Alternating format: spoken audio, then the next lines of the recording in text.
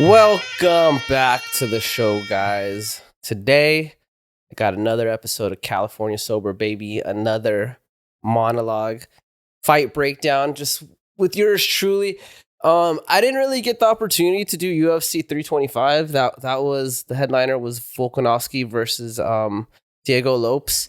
I actually wrote a bunch of stuff for it because I had planned on making a video. I got so busy last week, dude. I mean, we just moved gyms again for the third time. I don't know if you guys have been watching the other shows, but my gym just moved for the third time. We had a dispute with the landlord at the downtown Santa Ana spot. I've been helping out with that, and then I actually work on some other shows. So my side gig is I do producing. I produce like shows, like podcasts, like talking head type shots. So I've been getting a lot more work, dude. It's getting freaking hot. Let me hold up.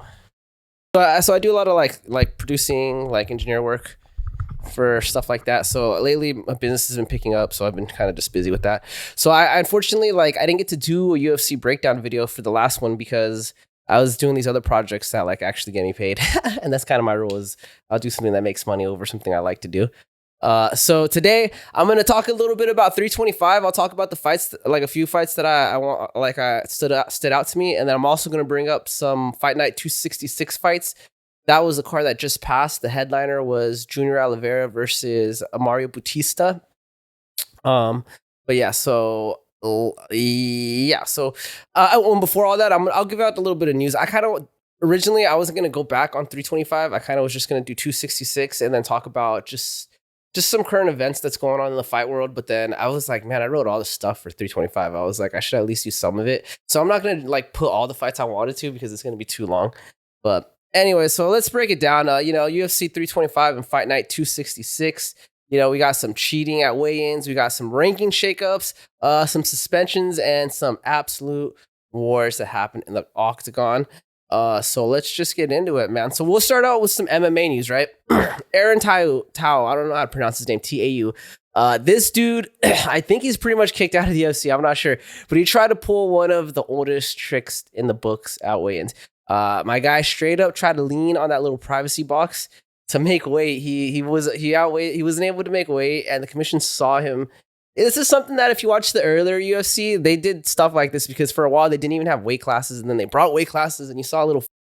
But anyways, the commission obviously caught him during weigh-in, so that was intriguing. But he did it on camera. They pulled his bout, obviously. I don't remember who was fighting. I should have wrote it down, but like I said, a lot of these notes were from last week, and I was going to scrap a lot of this, but here we are. Next thing I want to bring up, Shavkat Rakhmonov. He has officially been removed from the welterweight rankings. That's crazy. That's a huge change up in the division. I feel like he was he fought Ian Gary. He's like one of the only guys to beat Ian Gary in the UFC, if I'm not mistaken. He should have been next for title, in my opinion, but he did get a knee injury. He had a damaged knee going into the fight with Ian Gary. Ian Gary did he did a couple of those oblique kicks, which if you don't know what those are, that's basically like a side kick to the knee. Very bad for your joints. A lot of people call them career enders. There's a few leagues that ban it, especially if you do it on the lower regional scene, like PKBs and like that. Stuff. Edit. PKBs and stuff like that, they generally don't allow that. I'm kind of in the middle. I don't really like it. I think they're an effective tool, but I just don't like them because the longevity of the fighter, it just like cuts that by like a lot, right? You get like knee problems and you're done. And I do understand people are like, it's effective, it's MMA, but guys, this is a sport. This is a sport of fighting. I'm not trying to watch someone walk out with like lifelong problems. I don't want to see my UFC fighters with fake knees and none of that. I'm not that into violence. But yeah, Dustin Poirier, after Gaethje's fight, most recent fight, Dustin Poirier came out the woodwork. He said he would actually be down to come back to fight Gaethje one more time. The rivalry never died. He didn't say the rivalry part. I added that, but that is in quotation marks, but I didn't mean to put that in quotation marks. That's just my own quotations. The rivalry will never die, man. Every time these two guys meet, you already know violence ensures behind them. I'm not upset about this. I would be so down for a fourth fight. Yeah, I would like it, dude. I would like it. Some bad news. Muhammad Usman has been suspended from UFC for 2.5 years. That's 2 years and 6 months after failing a drug test. That is a massive layoff. I mean, I don't know if that means like for all of the UFC or maybe just the Las Vegas fights. But he's a heavyweight and he's gone. Heavyweight's kind of in disparity right now. I really don't know what's going on with heavyweight. I don't know who the next champion. I mean, obviously we got Tom Aspinall. He's out for a while. Cyril Gane's been waiting. John Jones says he's down to come back. Who knows what's going on with that division? It's kind of interesting because the heavyweight division was like Dana White's baby for the longest time, and then here we are. No one even talks about it. I don't even. Yeah, dude, I have a fight on here that was a heavyweight fight. We'll get into that one. Tai Vasu for 325. But let's break this down, dude. Let's start off with the UFC 325 breakdown. I'm not going to go through all the fights because, like I said, I have 266 with 325. So we'll just keep to the fights that I care about, I guess, or I just want to talk about, because that's what I freaking do. I talk about what I want to talk about, baby. But the first fight I want to talk about, Dan Hooker versus Benoit Saint Denis. This is a wild fight, bro. Honestly, I like Dan Hooker. I've been following him for years. He seems like a cool guy, bro. He has a really cool league. It's called 1 Minute Fights, I believe, and it's basically like backyard squabbles. But they're only a minute long, and it's cool because guys just rush each other and they try to get it done in a minute. I like the format because most people can only fight for like a minute, and the people that are willing to do these 1 minute fights are going to be people that just don't have a lot of experience for the most part. I can't remember if it's just boxing or MMA fights. I should bring that up. I'll post a clip here. But yeah, I'm a fan of Dan Hooker. I did not think he was going to win this fight, to be honest. I kind of feel like he's at the tail end of his career. He's had great fights, dude, and he's risen to the occasion multiple times. When he fought Dustin Poirier, that was an incredible fight. I thought Poirier was going to freaking walk through him. That was like my favorite fight of that year. That was during COVID, if I'm not mistaken, and I was like, damn, I really thought Dan Hooker leveled up. He lost that fight, but it was a good fight, Saint Denis is an animal. This guy has been just waiting for his turn to get the shot at the title. He's been mauling through anyone in his path. He fought Dustin Poirier too, and he lost, and he got knocked out. Dan Hooker actually fared better against Dustin Poirier. I think Saint Denis got knocked out like the second round. He was just being overly aggressive, and he walked into like a hook or something, if I remember correctly. It was a good fight, though. The Saint Denis fight was also... They're both good fights. I mean, it's Dustin Poirier. You're always going to get a good fight with Dustin Poirier. That's why we love the Diamond. But yeah, Saint Denis, he is like the only French fighter that I give a F about, man. This freaking French man knows how to fight, baby. But yeah, right from the jump, dude, Dan Hooker, he jumps the ghillie early on, like literally first round. I think Saint Denis, he's very aggressive. He's in your face. And so Hooker tried to take advantage of that by throwing him in the guillotine. I don't know if that was the smartest idea. Saint Denis, he's no chump. He defended it well. And he just immediately started mauling Hooker. I mean, on the feet, Saint Denis was just coming forward with a lot of boxing. I mean, the thing with Saint Denis though is he was getting teeped a lot and kicked, and I don't know why Dan Hooker stopped doing that. In the first round, he was teeping him and mixing it up with body kicks. But because Saint Denis is so aggressive and he likes to fight really low because he's looking for that takedown, a couple of those body kicks actually landed on his head, dude. One of them landed really good on his head. I think if Dan Hooker would have thrown it even hard, it probably could have sent him backwards or knocked him out, but he kind of just like threw it out there quick. I think it's because Dan Hooker was scared of the takedown, so he was just throwing him quick, But he does kind of fight weird and loopy like that, so who knows? Maybe that's just his style. But yeah, on the feet, Saint Denis was actually outstriking Hooker pretty early on. Like, I don't know, man. I lost my point, lost my space. But yeah, Saint Denis, the thing about him is he is a wild man. He throws so wildly and he creates like a lot of friction and fire. I think in order for a fighter to do well against him is you have to either think quickly, and like what Dustin Poirier did, he was able to land that hook on the inside. I remember they were like in clinch position and he got a little bit of space from Saint Denis and he was able to sneak that hook in.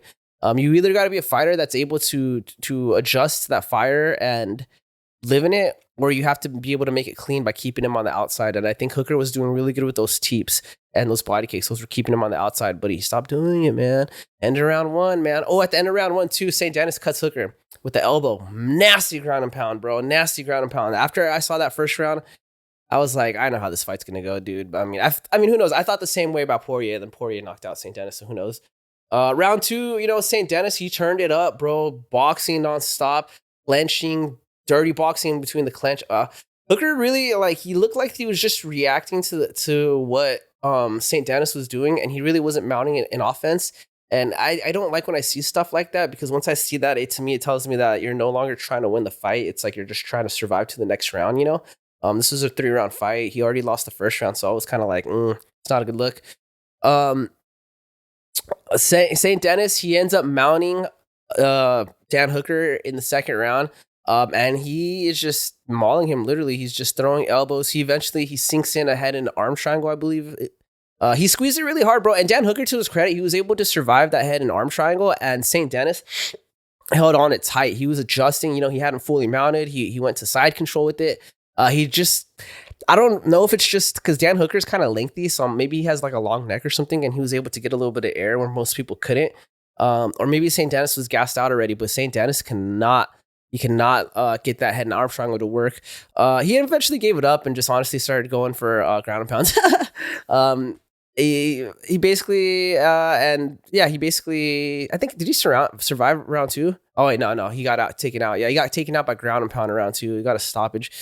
It was a spectacle, bro. It was a good performance by St. Dennis. Unfortunate for Hooker. I mean, I don't know what's next for Hooker, but I don't know what's next for Hooker. Who knows? Maybe he needs to go to a different gym or something. Maybe City Kickboxing isn't where it's at anymore, at least for him, right?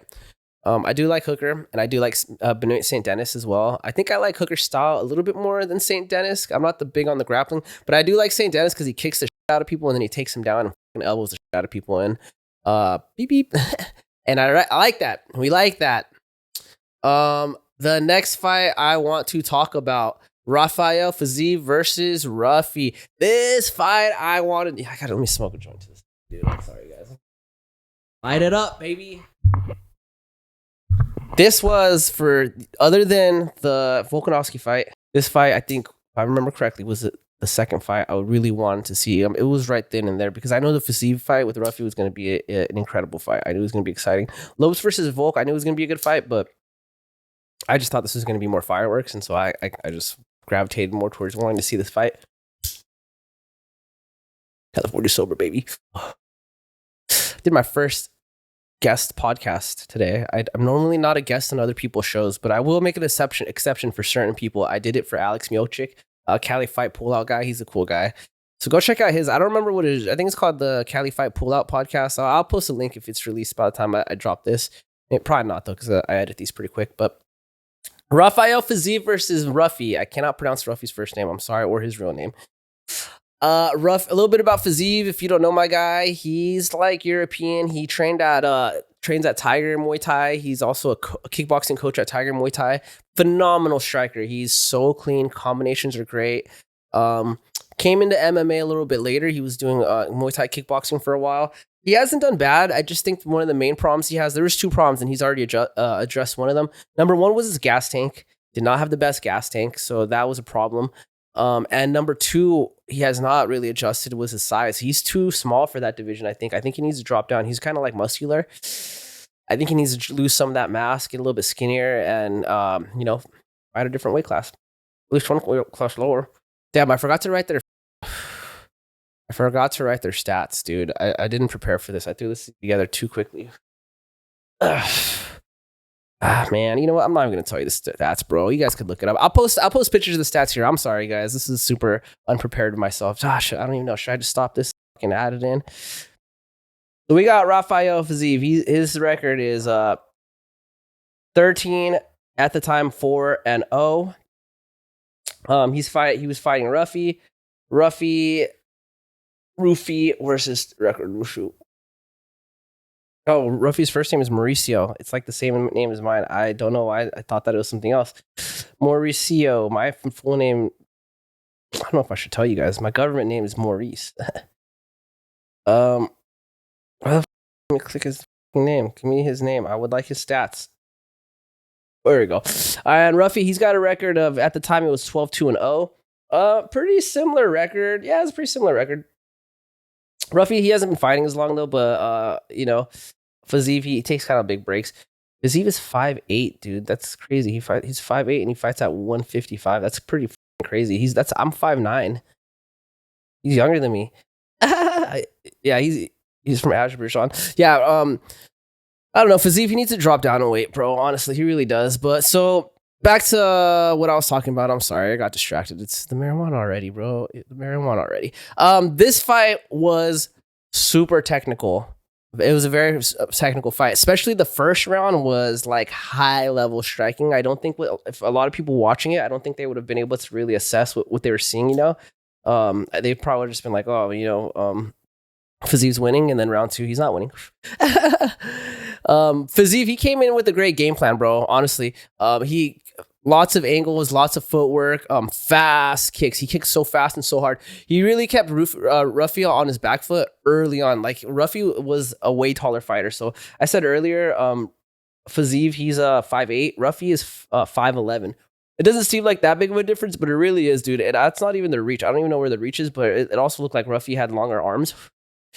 You could really tell that Fiziv is a phenomenal striker, and he can tell that he's great at coaching people because you could see his game plan early on against like a taller fighter. He, like I said, he used a lot of angles. He would attack, and while he was attacking, he would step off to the side, and when he was done attacking, he would step off to another side, right? Whether he kept circling to his left or sometimes he would cut to the right. It didn't matter. He would always cut his angles at the beginning and end of his combinations, and then he would come forward. And so what that did was it didn't allow Rufi to use his length because, I mean, obviously you're trying to jab a guy and he's over here now, right? You adjust over here, he's over here now. I mean, the only option you have is to either go forward or move backwards, and no way Rufi was going to go forward into the strikes that Fiziv was throwing because he throws very freaking hard. That's the other problem he has is he throws every strike too hard. I don't know why he does. It's a kickboxing thing, I guess. Kickboxers throw hard as all the time. But it was a phenomenal game plan, and that's the kind of game plan you need to use on the taller fighter. I would add that he should have added more body shots, more kicks to the body, more punches to the body, like straight jabs to the body, crosses to the body. He did land a couple low kicks, a little bit more. But Rufi, he adjusted, dude. After that first round, he kind of was caught on the back foot a lot. Was kind of running away a lot. He ate a lot of good shots. Nothing that put him in too much danger because he was still in the fight, but he didn't look comfortable at all. I think Fiziv's speed and power like threw him off. Like Fiziv throws very, very hard, bro. Fiziv, he kind of got too comfortable, dude. He started abandoning the game plan and he started kind of blitzing forward and coming out backwards instead of using angles. I kind of, when I'm holding pads for people, I call it a fadeaway. I'm sure other people call it whatever, but it's usually like in Ruffy's case, he threw a jab, like a fade. I'm sure I'll tell you how I would do it, right? So when I want to fade away, I say fade. I'll throw like a hook, and then the person that's hitting pads, I want him to jump backwards and then launch back forward on that back foot into like a cross. That's what happens if you go forward and backwards. The taller fighter is going to be able to do a fade a lot easier because as you're coming backwards, they can counter you, right? Because they're longer. And that's basically what Ruffy started doing. He started catching Fiziv when he started going forward and backward. I don't know why Fiziv abandoned the angles. I think he got too comfortable. He was touching him up and he just was like, oh, I can touch him. I can come forward more. Ruffy, he basically did that fade thing and he baited Fiziv to come forward, faded back, came forward, straight into, I think it was a cross, and bam. Came forward, lights out, hit Fiziv dropped. It was a good knockout. He was knocked out for a second, got up quickly. I mean, he wasn't out cold for like how Gaethje was. It Gaethje when he got knocked out? But no, it was Dustin when he got knocked out by Gaethje, right? When he was out for a minute or two. No, it was Gaethje. It was Gaethje. I'm sorry. No, it was Gaethje against Holloway. Yeah, he was out for a cool minute. But yeah, Ruffy, he really stayed calm, and it seemed like Ruffy. I don't know if Ruffy had the game plan of doing that fade.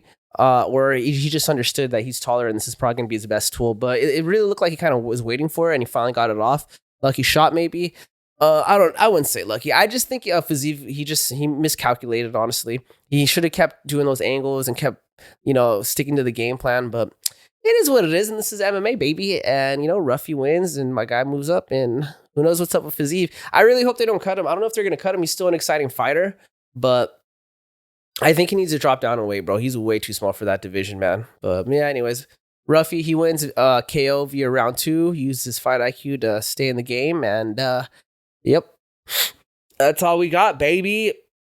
A little side drama. I found this out after UFC, what was it, 325? Or I'm sorry, I got to go back up. 325, yeah. So I found this out after UFC 325. But so Ruffy, when he was training for this fight against Fiziv, he left his camp. He was over with the fighting nerds in Brazil. He left that camp to Alex Volkanovski's camp over at is that City Kickboxing? Is that yeah, that's Alex's, right? I believe it's Alex Volkanovski's camp. Is he with City Kickboxing? Yeah, he is. But yeah, he trained with City Kickboxing for this camp, which makes sense because it was in Australia. So it's like, bro, be out there, train out there. Whatever, and learn from some of the best. Silva and Gene Silva, he was upset that Ruffy trained with City Kickboxing for some reason, and I don't know, dude. Ruffy never said he was leaving the fighting nerds. I think he even said he'll be back. He just needed to go to that camp for a little bit of a change and whatever. He just felt like it was necessary. So Silva got butthurt. He told Alex Volkanovski that he is butthurt for Ruffy for training outside of fighting nerds at City Kickboxing for this fight. And Silva said he might go train with Ilya Tempora for his next camp. I thought that'd be interesting. Right? So, because Gene Silva, he's pushing for a fight with Volk. That's why I should add some context. Gene Silva, he's pushing for a fight with Volk. He won his last fight. I can't remember who he fought against. I talked about it on the last episode. It was that dude he jumped on. It was like, I think he's a Canadian guy, if I'm not mistaken, jumped on his back. A lot of memes. Anyways, that'd be interesting for Silva to train with Ilya. I don't think that'd be a bad idea, honestly. I think that'd probably be a good move for him. And I'm sure Ilya would be probably down. I mean, all he's doing is fighting legal stuff, so you got time. But yeah, kind of spicy, baby. Kind of spicy. Now for the main event. Volkanovski versus Diego Lopes. Absolute banger. I put that. I'm sorry. I put that a lot, though. I get entertained very easily, guys. I'm sorry. Both guys, man, they put it out there and they left it in there, man. Lopes, he really tried to be aggressive and wild, and he's a wild man, bro. If you watch Lopez's, I call him Lopes because it's with the S, but I think it's pronounced with the Z. I just think the Brazilian way of spelling it is with the S, Lopes. It's Lopez, I think, but I'm gonna call him Lopes because I'm Mexican and that's just how we do things. Not Mexican, but anyways, if you watch Lopes, the way he fights, very erratic, bro. So there's a video he posted of him hitting pads. It's just a cross and a hook, and he's throwing him like 100%. Like no. He's not even fully extending. He's just going as fast and hard as he can. That's his fighting style, bro. I mean, dude, he was swinging so fast. You just see his hair flying everywhere. It was a funny video, bro. Not gonna lie. But that's like how he likes to fight. Lopes likes to make things wild. He likes to get in your face and just, he tries to overwhelm you with just his strikes, his volume, and be tenacious with it. Volk is like the opposite, bro. Volk is way the opposite. He's very technical. He fights very smart. You can see him thinking as he fights, dude. He's like testing. He likes to poke a lot, poke, and then he'll choose when to explode, right? Poke with the kick, with the jab, body punch, move out. And then when he's ready, he'll come in, throw a crazy hard combination, and then come out. So it's completely contrasting styles. My coach would tell you Alex Volkanovski style is the way to fight, the technical fighting way. My love for the game is going to tell you Lopes is the way to go, baby. It is exciting. I know it's probably not the best style to do, but it's going to get you the most money, dog. People are going to love you. But yeah, it was a classic Volk performance, man. Like I said, a lot of movement, non-stop movement, stance switching just all over the ring. A lot of leg kicks, a lot of jabs and circling out. And just like I said, explode when it's time and then reset. I think I think it was in round one, the end of round one, end of round two, I believe it was round one. Lopes actually caught Volk with, I think it was a cross or a hook. I can't remember, but it was like as Volk was coming in, Lopes, and he was kind of like, Lopes would kind of back off when Volk would come in forward, and like you'd see kind of like this push-pull type thing. I shouldn't say that because of the last thing I said about that technique. But yeah, Volk would come in and you'd see kind of Lopes kind of like slide out and back. And Volk kind of took note of that. And you could see where he tried to come in on with the combination. And this time in particular, Lopes didn't fade out. He kind of stayed forward, came forward, and he came in with the cross. And he caught Volk really in a really tight spot, dude. Like as they were clashing, he caught him and he dropped him. Volk was able to get up quickly. And he survived till when the round ended. That was kind of the story of the fight, though, dude. It was mostly a lot of Alexander Volkanovski just poking Lopes and beating him up, and Lopes just proving he had an iron chin, dude. That's kind of, I'm gonna just, it went all 5 rounds. And I'm gonna keep it short, but it was just a lot of Volk punching and kicking the crap out of Diego Lopez, and I don't think Lopez won a round. I'm gonna be honest, dude. I think someone said he might have won round 3 or 4. I can't remember. I didn't give it to him at all. I think it was round 3 when Volk kind of slowed down. It seemed like he was kind of tired and he was conserving his energy for the next 2 rounds. And Volk was able to mount an offense, but I think he still lost, dude. But you gotta wonder, how many wars does Volk have left? I thought he was gonna retire. He talked about retiring, and then Gene Silva called him out. I'm down to watch him fight Gene Silva, to be honest. That would be probably a great fight. If not, I know Lopes and Gene Silva would be an incredible fight, but we'll see what happens, you know? We shall see what happens. I wrote some stuff about Tai Vasu. Is this the Fight Night one? Oh, sorry. Taking a hit. Nope, I'm wrong. Tai Vasu was the Alexander Volkanovski fight. I don't really want to get into it too much. I like Tai Vasu. He got mollywopped by Teixeira. Teixeira just basically used his jiu-jitsu, his grappling to overwhelm Tai Vasu. Tai Vasu made a couple bad moves in this fight. He tried to grapple early on. He jumped to Gili. I don't know why. Teixeira is like a phenomenal grappler, so that was kind of dumb on his part. And then after the first round, he basically couldn't do anything because Teixeira was just on top the whole round and landed some ground and pounds. Round 2, Tai Vasu came forward with some punching combinations, and then they got into a clench position. And I don't know what the heck Tai Vasu was thinking. I was like, bro, he just took you down and held you down for a whole round. Like, don't get in the clench position. Get out of that. And sure enough, he got taken down. Second round, no different. Third round, nothing at all. I think towards the end of the third round, he kind of tried to push for a knockout. It wasn't enough. Yeah, I think he did drop him, or maybe not drop him. I can't remember, but he was putting it on him. I kind of checked it. I started watching my phone because it was kind of, didn't really get, it's kind of a little boring, I'm not going to lie. And I was sad because I like Tai, so I was sad. I remember he had a podcast. I don't know if he still has it, but he had a very entertaining podcast for a while. But yeah, Teixeira, he got the decision. Another loss for Tai. I don't know what's up with Tai. He's been training in Dubai for a while. I think he needs to leave Dubai. I don't know where he's going to go, but it's just not working out. I feel like since he left to Dubai, he's been on a losing streak. You know what I mean? I don't know why I put Alex Volkanovski's fight so far up. There's like some other fights I wanted to bring up. Another fight I want to bring up is Nico Price versus Nikolai Vorchenevkov. I cannot pronounce these names. Vertennikov. Nikolai, you know, he's an interesting fighter. He's actually very exciting to watch. He's got great kickboxing. He trains right here in Huntington Beach, in Southern California. I think he's at King's MMA, if I'm not mistaken. So whenever I see him, dude, I always got to show love because that's like, you know, Huntington Beach it's in my county. I'm in Orange County, so that's Huntington Beach it's the beach area from right here. He's a beast, bro. He's got a really Ukrainian style. He fights really upright. A lot of kickboxing, a lot of power to everything he throws, a lot of kicks. He's not a crazy grappler, but he's got decent grappling and he's got great grappling defense. You know, in the clinch, he's really good with knees. He's really good at defending and stuff like that. I haven't really seen too much of him go to the ground because I think he just trains not to. But yeah, he's following Nico Price. I like Nico Price primarily because he's got a cool personality and he has a very weird style. It's very awkward. You don't know what he's going to throw, and I like stuff like that. He has not fought in a while. I think his last fight was against Lawler, if I'm not mistaken. And Lawler knocked him out with like a uppercut or something. It was Lawler's retirement fight. It was a beautiful moment. I was sad for Nikolai, but happy that Lawler got that, and it was a very touching video at the end. I think Lawler was crying. I felt like I was crying on the inside. I have a heart. We all got hearts, right? But he hasn't fought since then, if I'm not mistaken. He just took some time off to rewire the network and all that.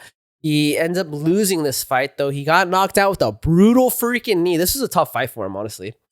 But that's it, baby. KO round 1. But yeah, I mean, good to see Nikolai, another Californian on the card and win. You know, that's cool. I think this is the last fight I'm gonna bring up about with this year with the 325 event. Maybe I'll cut it and I'll put Alex at the end. I don't know, who knows. But yeah, I'm gonna bring up this fight because I train with the guy that's Ukrainian, and so this made me think of him. Shout out to what the heck is my homie's name? Damn. I just call him. Oh, he's Polish actually. He's not even Russian, but whatever, man. All right, I'm gonna cut that. It's not the same. I want to say same, but different. I think this Chenko. Is he Polish or is he Ukrainian? I can't remember now. I'm confused. Whatever. Anyways, Donchenko, he came in. He was in the Ultimate Fighter. You know, he's fighting Alex Moreno, right? And he's fighting Daniel Donchenko. Donchenko, he's from the Ultimate Fighter house. He had some good fights. He's an exciting fighter. Puts out a lot of power, a lot of combinations. Only thing is his gas tank, but I think that's a little bit to do with his fighting style because he's so aggressive. But right from the jump, dude, you know, Donchenko, he was attacking Moreno's legs, dude. He landed 3 low kicks in like the span of the first minute. You could tell what his game plan was. You could tell he studied. He trained over at Tiger Muay Thai, so I'm assuming he trained with Fiziev for this fight. And I'm sure, like I said, Fiziev has a phenomenal mind when it comes to striking, so I'm sure he helped put up the game plan. but it seemed like the game plan was to attack Moreno's legs early on. If you watch how Moreno fights, he has that Ukrainian. It's kind of funny because Donchenko is Ukrainian, but Moreno fights like a Ukrainian. He fights like on his tippy toes, very very straight up. It's like weird. It's like a dance how they fight. If you like think of Lomachenko, but without all that movement. But yeah, so it seemed like Donchenko attacked those legs early on to kind of take away that movement. He's really, Moreno's really fast. He slides in and out really quickly. And it worked, bro. Almost, or like in round one, he almost got a finish. He attacked the legs early on. He was able to drop Moreno and get on top and just freaking whale punches. He ends up cutting Moreno in that first round. Moreno, he just kind of refused to mix it up, bro. Honestly, he was getting mollywopped on the striking, especially in that kickboxing range. It seemed like Moreno wanted to get into the boxing range, and he was having a hard time getting in there. He just didn't really have any other tools, bro. I mean, it seems like without boxing, he doesn't have anything. I think he attempted one takedown, but it's like, bro, if it's not working, change it up. It's MMA, bro. So I think, in my opinion, he should have either went to clenching or tried to use his legs more. Who knows? Maybe get into elbow range. Who knows? Clench range. But yeah, I mean, round two was just a lot of what round one was just a lot of getting whooped by Donchenko. By round three, though, Donchenko seemed pretty gassed. Moreno, his legs were destroyed though, so he honestly had nothing to come back with. Donchenko he really tried to put Moreno out in that first and second round. Moreno, it took the shots like a champ though, and he kept trying to win, bro. Even though his leg was beat up, he kept hitting him back, and he was in it, bro. I think it was this whole fight overall was a striking clinic. Donchenko, he ended up winning via decision. So hearts out. I mean, hands off to, or I guess a round of applause for Moreno because he was able to tough it out, stick it out, even though he took some damage. And unpause. Sorry, something happened. But yeah, it was a great striking match. So you guys should go check it out. It's fun. UFC Fight Night 266. That was the card that just happened. I'm sorry, we had to go back in time. I don't know if I should split these videos up or put them together. We'll see, dude. We'll see. I think I've been talking for 30 minutes already, so maybe I got to split them up. But yeah, the first fight I want to bring up: Kyoji versus Amir Albazi. Kyoji Horiguchi versus Amir Albazi. Kyoji, I was so excited for when Kyoji got back to the UFC. This, I believe, is his second fight back in the UFC. For those of you that don't know Kyoji, he was an absolute legend in the strawweight. I think he was in strawweight and bantamweight division. He actually fought DJ. It was a tough fight. I think he lost to DJ. It was a close fight though. Oh, dude, don't quote me. Let me check this fight out. What was the results of Kyoji Horiguchi versus Demetrius Johnson? Kyoji Horiguchi and Demetrius Johnson took place in April 2021 under the One Championship banner. Demetrius Johnson won the bout via unanimous decision after a really competitive and exciting fight. It was pretty notable since it was the first time they faced each other since their initial meeting in 2019. What was the meeting like in 2019? In 2019, Kyoji Horiguchi and Demetrius Johnson faced off at the Rizin 2019 event in Japan. That fight ended with Horiguchi winning via knee bar submission in the first round, which was a huge upset at the time. It was a pretty historic moment because... That's not right. I don't think that's right. I gotta fact check that. I don't think I don't think Demetrius Johnson ever fought in Rizin. I could be mistaken. But they fought in the UFC, dude. Kyoji. I do remember watching it live though, because I was a big fan of Kyoji and I was a big fan of DJ at this time.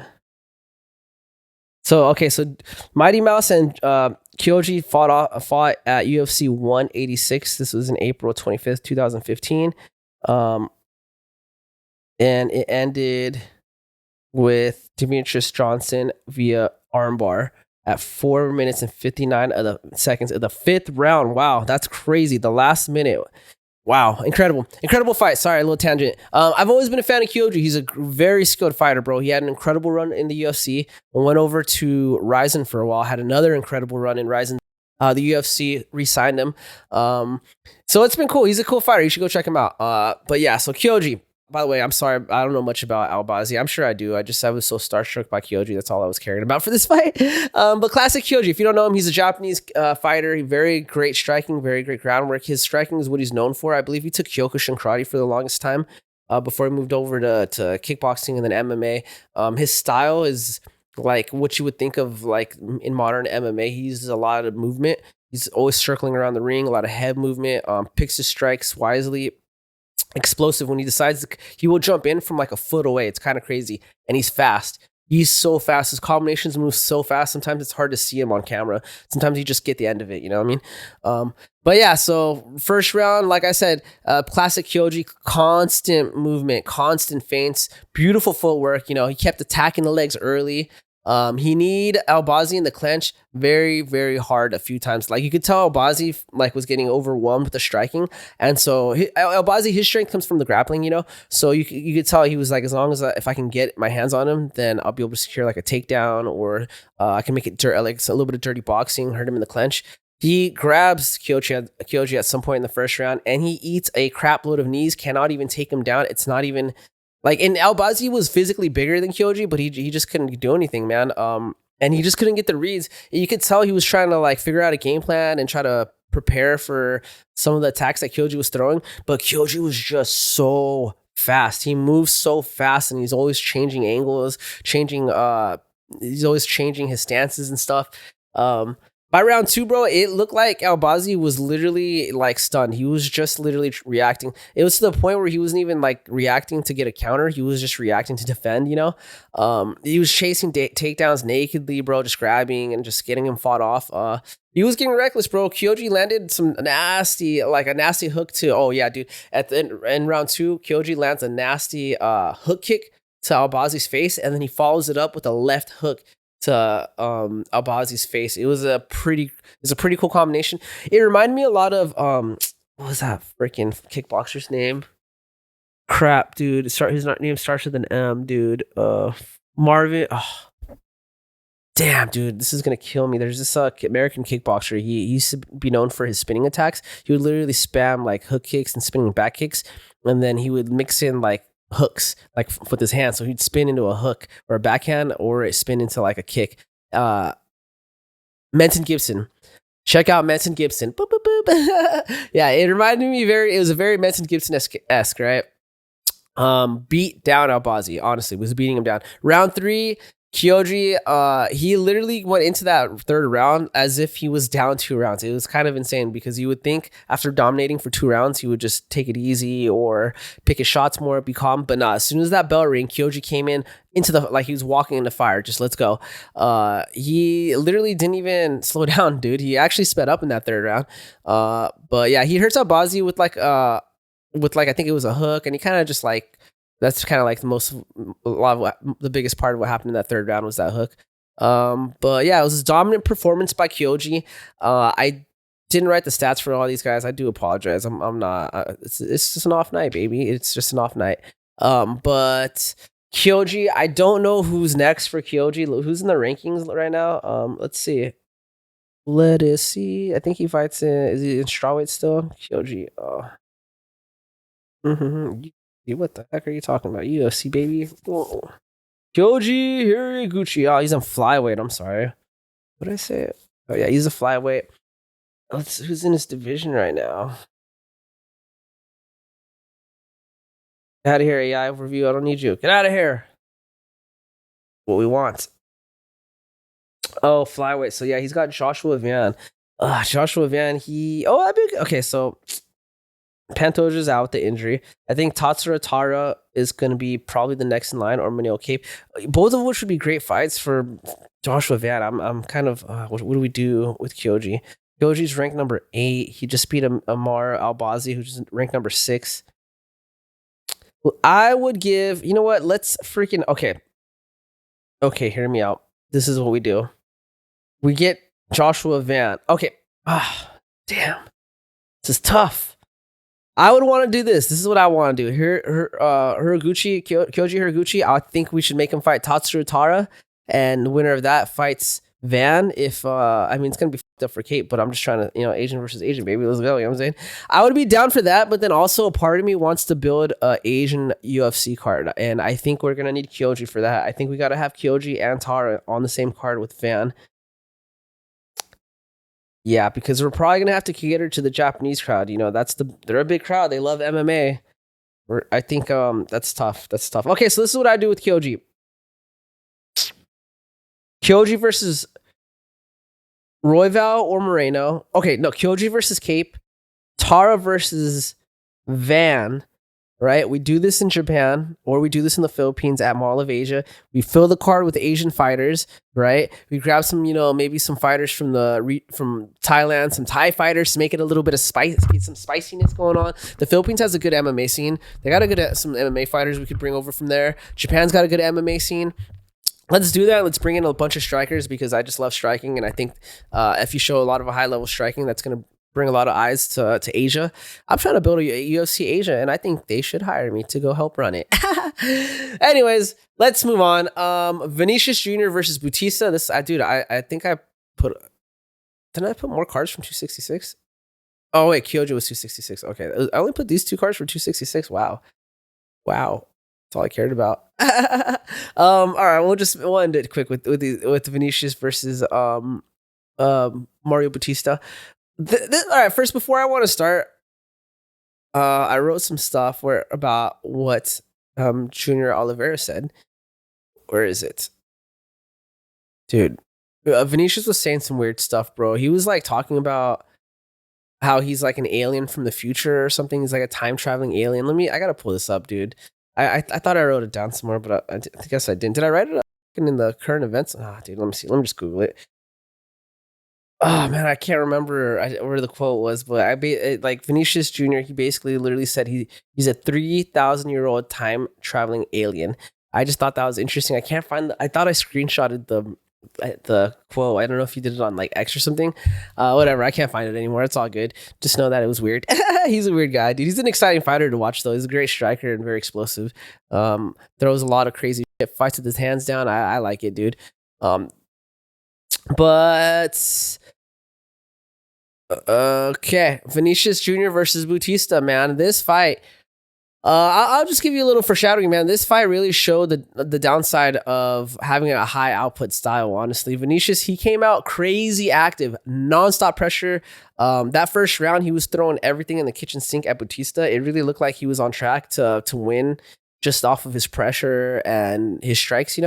The end of round 1, Bautista ends up getting a takedown. Vinicius, Junior Oliveira tried taking down Bautista and he couldn't do it. And then, like not too long after, like a couple seconds after, Bautista was able to take Junior. I'm gonna call him Junior from now on just because it's easier. Junior Oliveira, right? He gets him on his back, and the round kind of ends with him kind of throwing some ground and pounds. And that's the thing, dude, is when Bautista's on top of you, he has a very active top game. He's throwing elbows, he's throwing punches. He's like.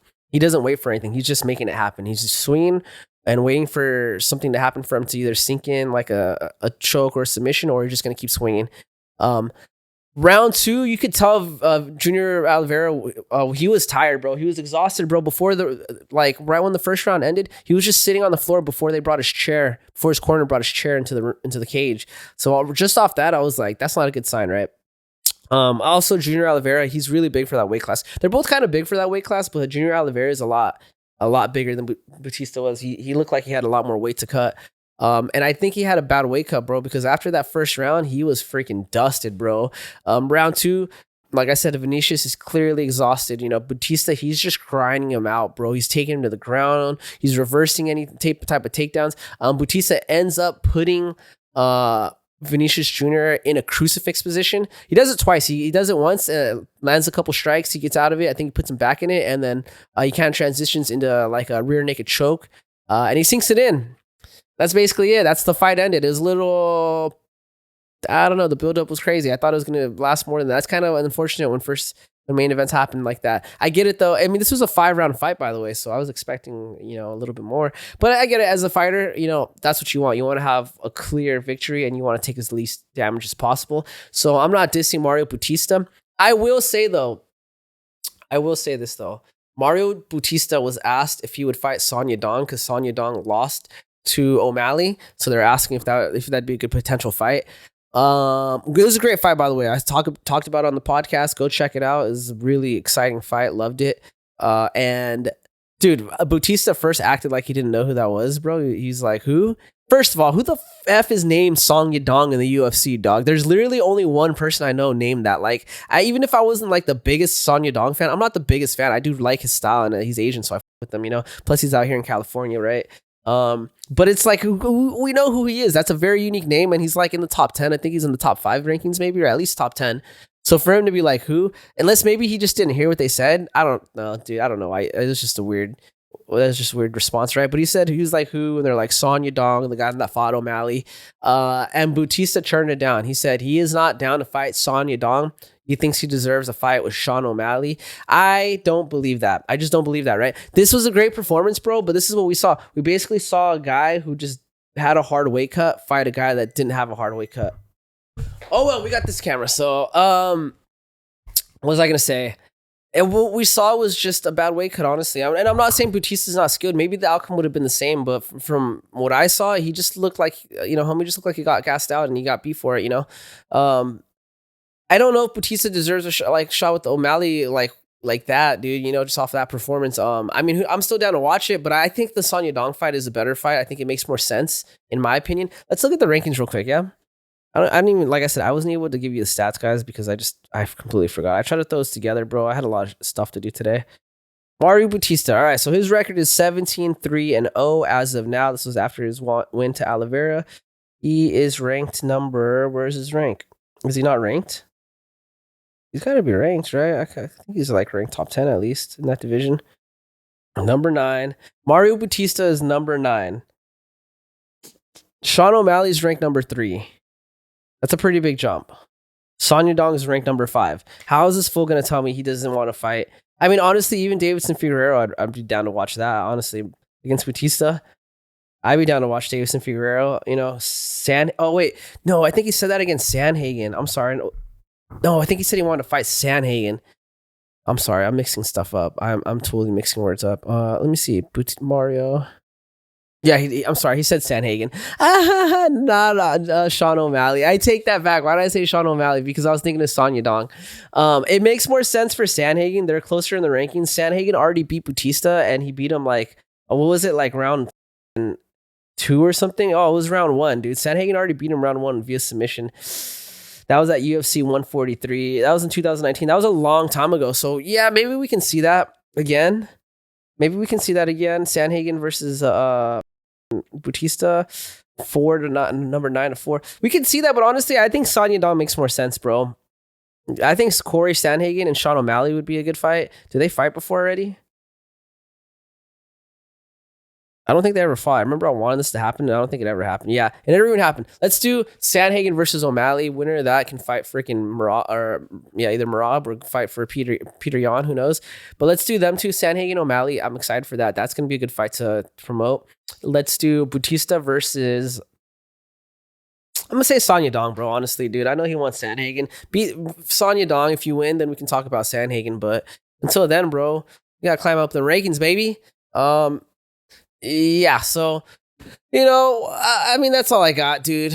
Wait, I did say Bautista got Vinicius out with, rear naked choke, okay. Yeah, so overall, it was just a crazy stretch of fights, man. The UFC, it's finally back. This is their 3rd event of the year. After a long break, they're on Paramount now. So far, they've delivered. The last card, that was not the most exciting card, but it was just a fight night, so I wasn't expecting too much. But yeah, let me know in the comments if you agree with some of the matchups I want. I think Sandhagen O'Malley, that's the fight to make. Let's do that, And then Umar Peter Yan, I'm down with that for that division at least. Let me know who you guys want to see fight. Other than that, hit that follow button, subscribe, all that bullshit. Send me money. I'm just kidding. Check out the next episode. I got a really good interview coming up soon. It's going to be with Baxter. He's the one-armed Muay Thai fighter. So that's going to be an interesting one. And check out my homie's podcast. It should be out hopefully by now. It's called Cali Fight Pull Out Podcast. With all that, goodbye.